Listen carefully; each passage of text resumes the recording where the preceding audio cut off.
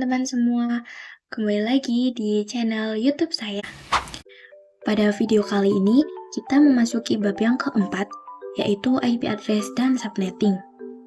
Nah, di sini kita akan belajar mengenai pengenalan IP address dan subnetting, IP public dan IP private, classful dan classless addressing, konsep block subnet, dan yang terakhir ada konsep switch dan router. Oke, kita masuk ke materi yang pertama, yaitu pengenalan IP address dan subnetting. Nah, ketika suatu perangkat ingin terhubung ke perangkat lainnya, baik itu menggunakan wired ataupun wireless, tentu saja memerlukan identitas nama pada setiap perangkat. Identitas tersebutlah yang dinamakan IP address. Nah, IP address itu ibarat nama. Jadi, antar interface jika ingin saling komunikasi maka memerlukan yang namanya IP address. Nah, saat ini IP address yang tersedia terdapat dua versi, yaitu versi 4 dan versi 6. Nah, untuk yang versi 4 itu terdiri dari 32 bit yang dibagi menjadi 4 oktet. Nah, setiap oktet terdiri dari 8 bit dan nilainya dapat berkisar antara 0 sampai 255. Nah, bisa dilihat gambar di sini. Pada setiap oktetnya itu merupakan angka desimal dari 0 sampai 255. Nah, perlu diketahui juga bahwa terdapat berbagai istilah yang kita akan temui nantinya di internet protokol, seperti prefix, subnet, subnet mask, IP network, IP broadcast, dan juga IP register. Nah, untuk penulisan IP versi 4 yang benar itu adalah perlu disertakan prefix ya teman-teman. Nah, seperti belakang IP ini, itu belakangnya ada /24. Nah, /24 ini merupakan prefix. Nah, tetapi jika di configuration di Cisco itu menggunakan yang namanya subnet mask. Untuk prefix itu biasa digunakan saat konfigurasi pada MikroTik, sedangkan subnet mask itu biasa digunakan di Cisco. Nah, prefix itu menunjukkan jumlah IP yang bisa digunakan. Misal di sini /24 itu jumlah IP yang bisa digunakan ialah sebanyak 256. Nah, itu cara dapatnya gimana? Nah, itu akan kita singgung di bab subnetting. Nah, untuk mengetahui prefix yang sesuai dan efektif, maka diperlukan yang namanya subnetting. Nah, jadi subnetting merupakan cara metode yang digunakan untuk menentukan prefix atau subnet mask berapa yang sesuai untuk digunakan. Nah, misalkan kita memiliki jaringan komputer kelas yang terdiri dari 6 komputer dan yang saling terhubung. Nah, berapa sih prefix yang cocok untuk komputer tersebut agar setiap komputer bisa saling berkomunikasi? Nah, misalkan kita menggunakan /24. Nah, jumlah IP yang tersedia kan 256 ya, tetapi kita hanya membutuhkan 6 saja. Nah, maka sisanya ada 250. Nah, itu sangat mubazir ya. Maka prefix yang efektif digunakan pada komputer tersebut ialah /29. Karena /29 itu jumlah IP yang tersedia dan digunakan ada 8. Jadi subnetting tidak terlalu membahas terkait prefix. Oke, selanjutnya kita masuk ke materi yang kedua, yaitu IP address private dan public. Nah, di sini kita akan fokus pembahasan ke IP versi 4, yang mana IP versi 4 ini dibagi menjadi dua, yaitu IP public dan IP private. Nah, singkatnya, IP public merupakan IP yang digunakan di internet dan bisa diakses dari mana saja. Jadi, misal kalian ingin mengakses facebook.com, youtube.com, dan lain sebagainya, maka secara tidak sadar kalian sedang mengakses IP public masing-masing yang dimiliki oleh mereka, asalkan device kalian terkoneksi ke internet. Nah, sedangkan untuk IP private merupakan IP yang berada di dalam jaringan lokal. Nah, ciri utama dari IP private adalah IP tersebut hanya bisa diakses dalam jaringan lokal. Contoh jaringan lokal adalah seperti sekolah ataupun kantor. Nah, kemudian untuk alamat IP private dibagi menjadi 3 kelas, yang mana setiap kelas sudah didefinisikan range-nya dari berapa sampai berapa. Sebenarnya ada kelas D dan E, tetapi ini hanya untuk pengujian ya teman-teman. Sekarang kita bahas yang IP private kelas A dulu. Nah, dimana untuk yang kelas A ini range-nya dari 10.10.10.10 sampai 10.255.255.155. Nah, jadi jika melebihi dari range yang sudah ditentukan, maka itu bukan IP private. Nah, contohnya seperti 10.256.2.1. Nah, itu merupakan bukan IP private ya. Nah, setelah itu untuk kelas B sendiri range-nya dimulai dari 172.16.0.0 sampai 172.31.255.255. Nah, jika ada IP address 172.35.10.10 itu bukan IP private ya, karena sudah melebihi range-nya. Nah, selanjutnya untuk kelas C, range-nya dimulai dari 192.168.0.0 sampai 192.168.255.255. Nah, jika ada contoh IP 192.169.256.1 itu bukan IP private ya. Nah, alamat IP private ini biasa digunakan dalam jaringan lokal seperti kantor, sekolah, atau dan lain sebagainya. Nah, alamat IP private biasa digunakan di dalam jaringan lokal dan tidak dapat diakses langsung dari internet. Nah, ini adalah bagian penting dari konsep yang dikenal sebagai Network Address Translation atau NAT, yang memungkinkan beberapa perangkat dalam jaringan lokal menggunakan satu alamat IP publik tunggal untuk berkomunikasi dengan internet. Nah, jadi nantinya perangkat-perangkat di dalam jaringan lokal tersebut akan menggunakan konsep NAT untuk bisa akses ke internet. Ketika perangkat di dalam jaringan lokal dan ingin berkomunikasi dengan internet atau router yang terhubung dalam jaringan lokal tersebut akan menerjemahkan alamat IP private mereka ke alamat IP publik yang digunakan. Oke teman-teman, selanjutnya kita masuk ke materi yang ketiga, yaitu IP address kelas full dan classless. Nah, di sini kita bisa lihat ilustrasinya terlebih dahulu.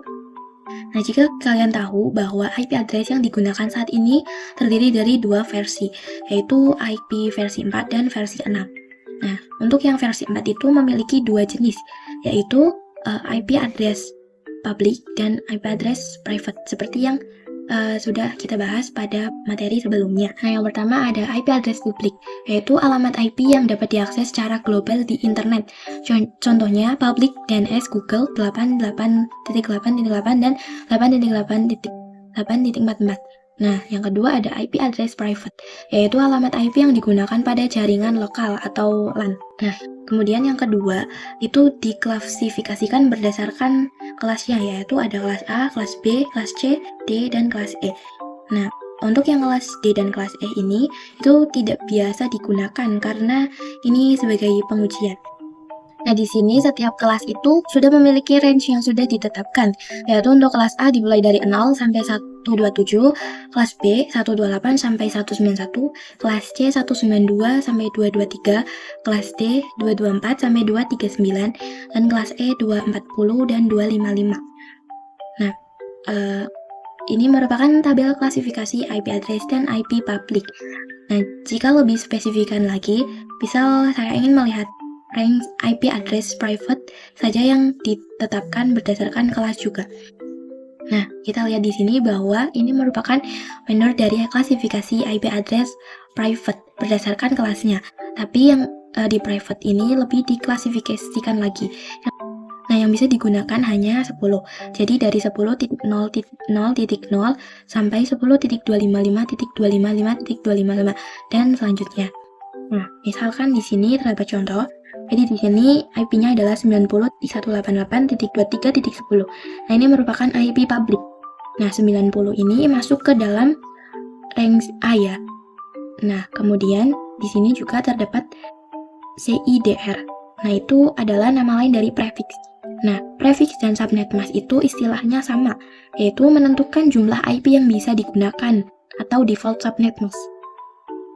Nah, jadi kalau ada tulisan CIDR, default, ataupun default subnet mask, maka ini yang dinamakan dengan classful addressing, atau pengalamatan IP berdasarkan kelas. Nah, jadi misalkan kelas A default subnetnya itu 255.0.0/8, kemudian ada juga 255.255.0.0/16, dan juga 255.255.0/24. Nah, jadi kalau kita menggunakan classless, maka kita pengalamatan IP-nya tidak berdasarkan kelas. Oke teman-teman, selanjutnya kita masuk ke materi yang keempat, yaitu kasus subnetting.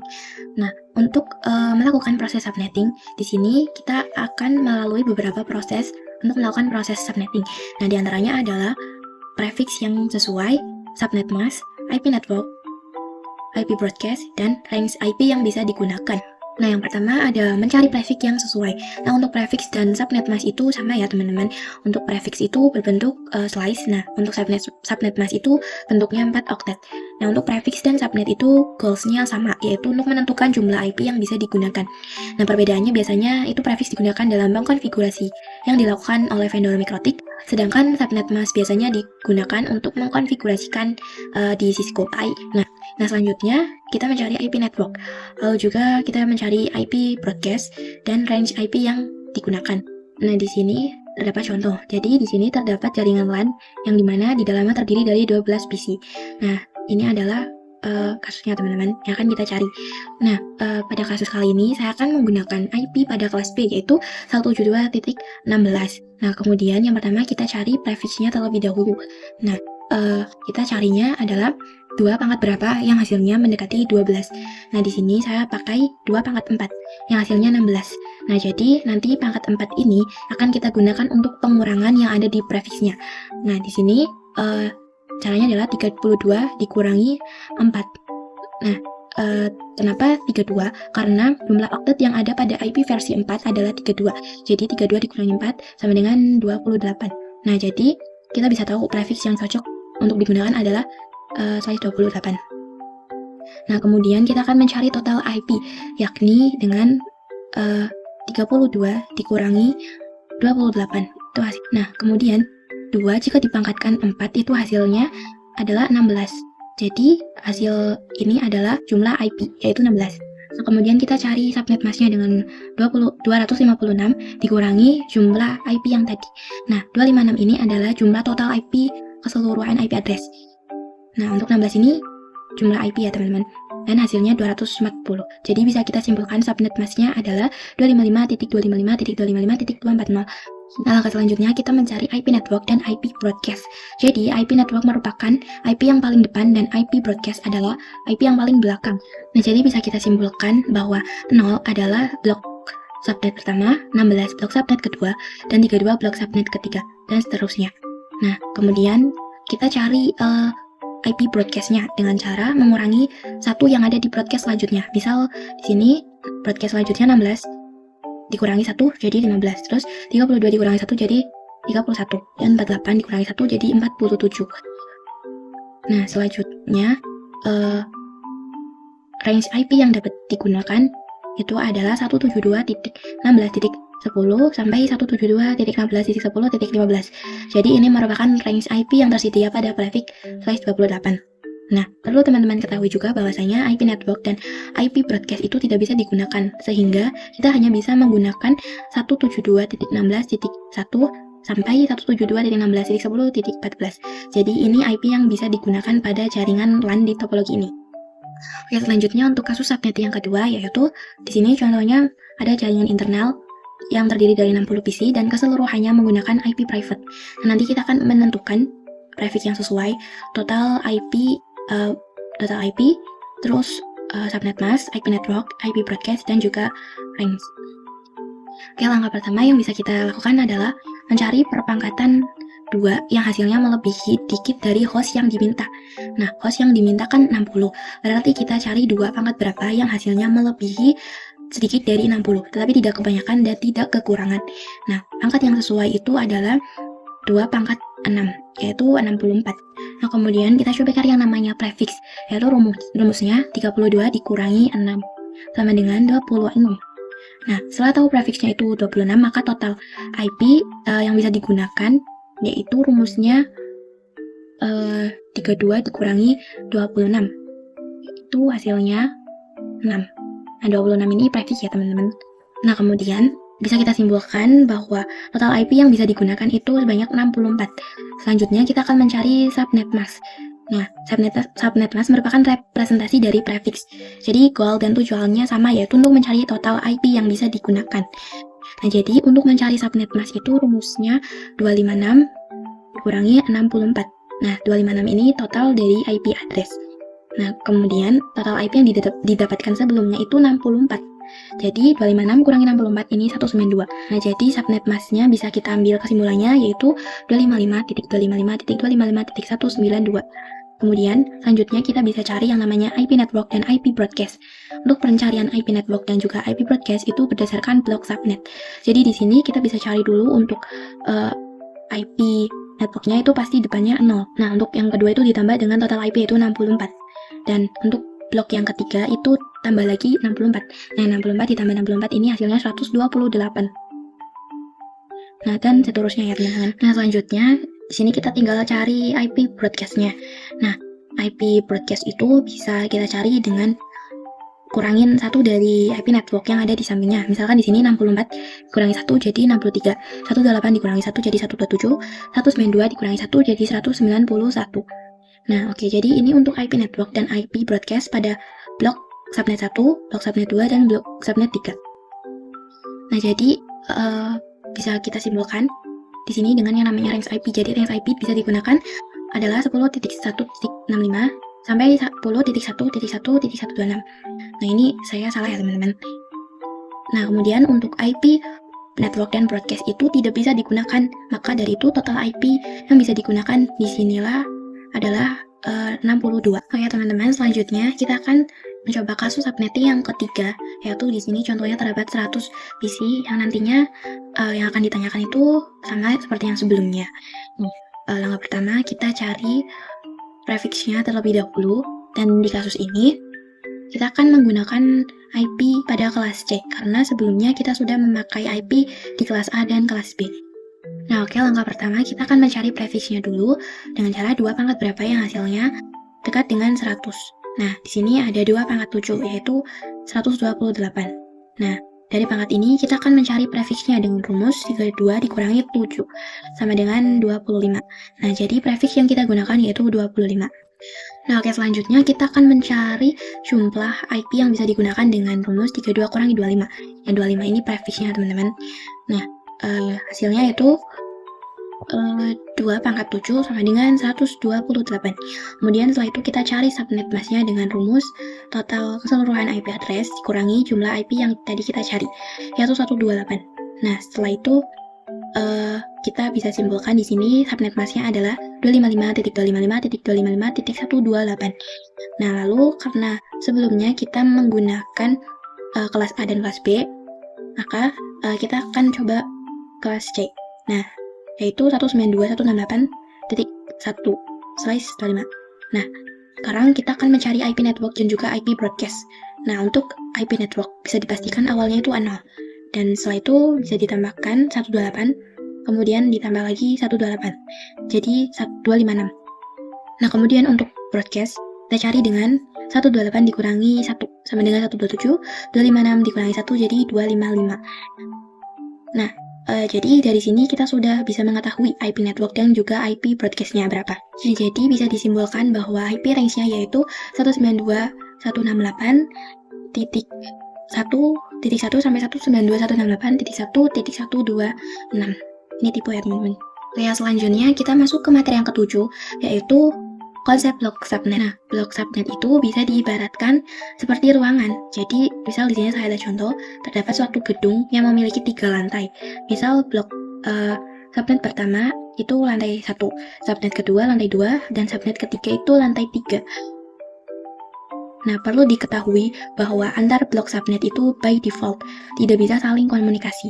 Nah, setiap lantai itu kan mempunyai kumpulan device ya. Jadi kalau misalkan device-nya menggunakan blok subnet yang sama, maka antara satu dengan yang lainnya ini bisa saling komunikasi. Nah, jadi seperti ini gambaran simpelnya. Jadi misal untuk lantai 1 menggunakan 10.10.10.2 untuk PC1 dan PC2 ini menggunakan 10.10.10.15. Ini kan masih dalam cakupan blok subnet yang pertama. Nah, misalkan ingin komunikasi antara PC1 dan PC2, ini bisa saling terhubung karena dia menggunakan 2 subnet yang sama. Beda lagi kalau ada PC2 dia menggunakan blok subnet yang berbeda. Misalkan di sini dia menggunakan blok subnet 10.10.66. Nah, ini kan masuk dalam kategori blok subnet kedua. Kalau PC1 dan PC2 ingin berkomunikasi, tidak bisa ya teman-teman. Karena PC1 dia menggunakan blok subnet pertama dan PC2 menggunakan blok subnet kedua. Nah, oke, selanjutnya kita masuk ke materi IPv4 delivery type. Nah, jadi kita akan mempelajari tipe dalam pendeliverian tipe IP address versi 4. Adapun delivery type pada IP address terdapat 3 macam. Ada yang namanya unicast, multicast, dan juga broadcast. Nah, IPv4 delivery type ini didefinisikan sebagai mekanisme dalam pengiriman data. Oke, kita bahas yang pertama yaitu unicast. Nah, unicast adalah proses pengiriman data dapat diterima oleh satu host saja. Contoh dari unicast itu seperti komunikasi yang dilakukan oleh IP address pada kelas A, B, dan C. Nah, kalau misalkan kita lihat di sini ini one-to-one communication. Jadi dari satu host mengirim ke satu tujuan host yang sudah ditentukan. Nah, ini ya teman-teman. Nah, selanjutnya ada multicast. Nah, multicast itu one-to-many communication. Artinya, proses pengiriman data oleh satu host ke beberapa destinasi yang sudah dikelompokkan tujuannya dalam satu. Jadi, salah satu contoh dari multicast itu adalah IP address dari kelas D. Nah, seperti kalian lihat di sini, ini sudah ditujukan tujuannya, teman-teman. Nah, selanjutnya yang ketiga ada broadcast. Nah, broadcast itu one-to-all communication. Maksudnya yaitu proses pengiriman data yang diterima semua host pada jaringan yang bisa kita sebut pada satu broadcast domain yang sama atau pada blok subnet yang sama. Jadi, dia dari satu host mengirim ke semua tujuan yang sudah dikelompokkan sesuai broadcast domainnya. Nah, oke teman-teman, kita masuk ke materi yang terakhir yaitu konsep switch dan router. Nah, pada materi kali ini kita akan belajar konsep switch dan router. Pada jaringan komputer, ada beberapa device yang kita perlukan untuk membangun jaringan komputer, di antaranya switch dan router. Nah, switch digunakan untuk menghubungkan banyak komputer pada satu network yang sama. Nah, sedangkan router digunakan untuk menghubungkan antar komputer pada network yang berbeda. Nah, di sini bisa kalian lihat, jika di sini terdapat dua PC, bisa menggunakan kabel LAN. Nah, maka kalau ada beberapa perangkat untuk menghubungkannya bisa menggunakan switch. Nah, untuk jumlah port switch tersendiri beragam. Ada yang 24, ada yang 28, dan lain-lain. Nah, di sini kita bisa hubungkan menggunakan kabel UTP. Nah, untuk IP address pada kumpulan ini disebut blok subnet yang harus sama agar bisa komunikasi atau bisa ping. Nah, misalkan ada blok subnet lagi, maka pada PC blok subnet pertama tidak bisa melakukan komunikasi pada PC blok subnet kedua. Nah, jika ingin terhubung antar blok subnet, maka kita bisa menggunakan router agar bisa berkomunikasi antara blok subnet 1 dan blok subnet 2. Nah, kita kenalin dia mau kemana, terus melalui mana, nanti kita akan belajar mengenai routing. Sekian video dari saya. Jika ada salah kata, mohon dimaafkan. Sampai jumpa di video saya yang selanjutnya ya. Dadah.